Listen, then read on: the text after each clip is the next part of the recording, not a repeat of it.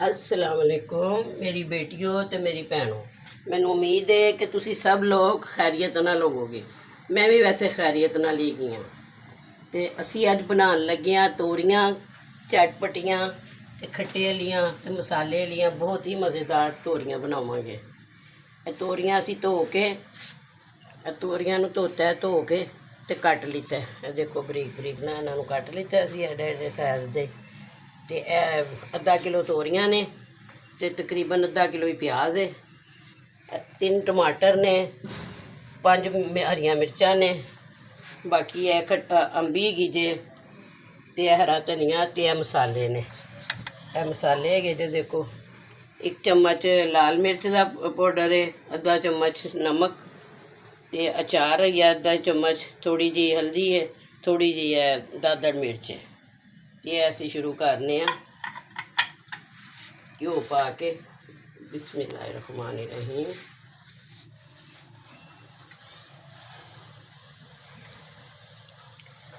बिस्मिल्लाहिर्रहमानिर्रहीम।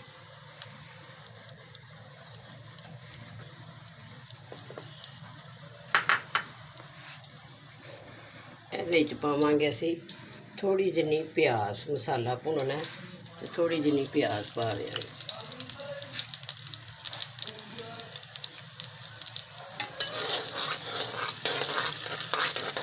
प्याज साड़ी ब्राउन हो गई है तो असी उन्हें पावांगे मसाले मसूले।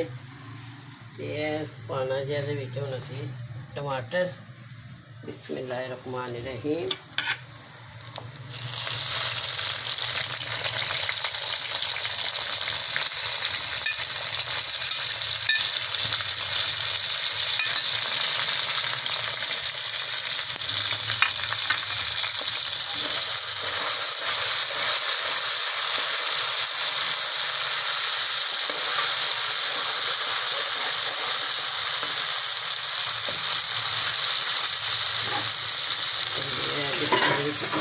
मसाले मसालियां की मैं चार धरना दस दी है। बिस्मिल्लाहिर्रहमानिर्रहीम।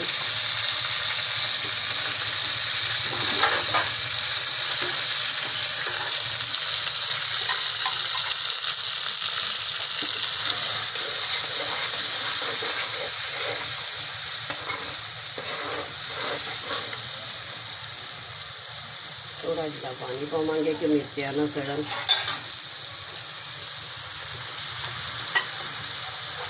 मसाला साड़ा काफ़ी हो गया तैयार। तो हम असी ये पाने दूसरिया चीज़ा। ये असी पावे अंबी, तो अंबी एक अंबी असी ये ना अद्धी अंबी पा दिया।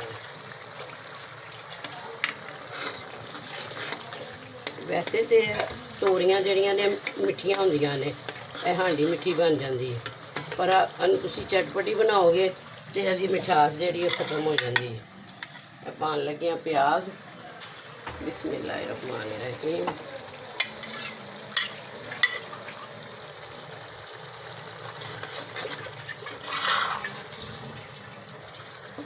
ऐसे है ना थोड़े कुछ नहीं, सिर्फ 1 मिनट भाप देंगे तो फिर तोरियां पा देंगे, क्योंकि तोरियां जल्दी हो जांदियां ने। 1 मिनट हो गया, प्याज साड़ी ज़रा नरम हो चुकी है। हुण असीं इहदे च पावांगे तोरियां। मिर्चां ने हरियां, इन्हां ढक ला के 5 मिर्चां पातियां ने, तोरियां ने। तोरियां दरअसल ना भिंडी की भैन हैगी है। तोरियां ते भिंडी दोवें भैनां ने। फटाफट ही हो जांदियां ने। पानी भी नहीं इन्हां लाना चाहिए, क्योंकि भाप दे विच ही तैयार होंदी है सब्जी जिहड़ी ना वो ज़्यादा अच्छी होंदी है। फिलहाल असीं इहनूं ढक्कन देंगे तो ज़रा 2 मिनट ना भाप दे विच तैयार होएगी। तोरियां साड़ियां तैयार हो चलियां ने। बिस्मिल्लाहिर्रहमानिर्रहीम। तोरियां हो गई ने तैयार। देखो साड़ी तोरी भी गल गई है, बिल्कुल गल गई। जूसी तोरियां खट्टियां मिठियां बहुत करारियां तो चटपटियां बनियां जे तोरियां। तुसी इसे तरह बनाओगे ना तो तुसी खुद कहोगे कि वाकई तोरियां इस तरह दियां कभी खादियां नहीं। जिस तरह मसाले जिस तरह दसे ने उस तरह मसाले पा के बनाना, तो बिल्कुल ना मिठास होएगी ਬਲਕਿ ਖੱਟੀਆਂ ਚਟਪਟੀਆਂ ਤੇ ਬਹੁਤ ਹੀ ਅੱਛੀਆਂ। ਹੁਣ ਇਹਦੇ ਵਿੱਚ ਪਾਣਾ ਅਸੀਂ ਧਨੀਆ,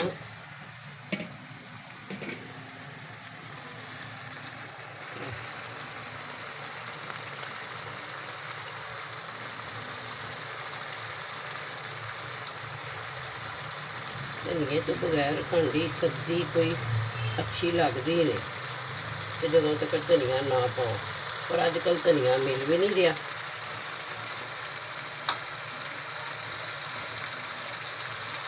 ਹਾਂਡੀ ਹੋ ਗਈ ਹੈ ਸਾਡੀ ਤਿਆਰ ਤੇ ਅਸੀਂ ਹੁਣ ਚੁੱਲ੍ਹਾ ਲੱਗਿਆ ਕਰਨ ਬੰਦ।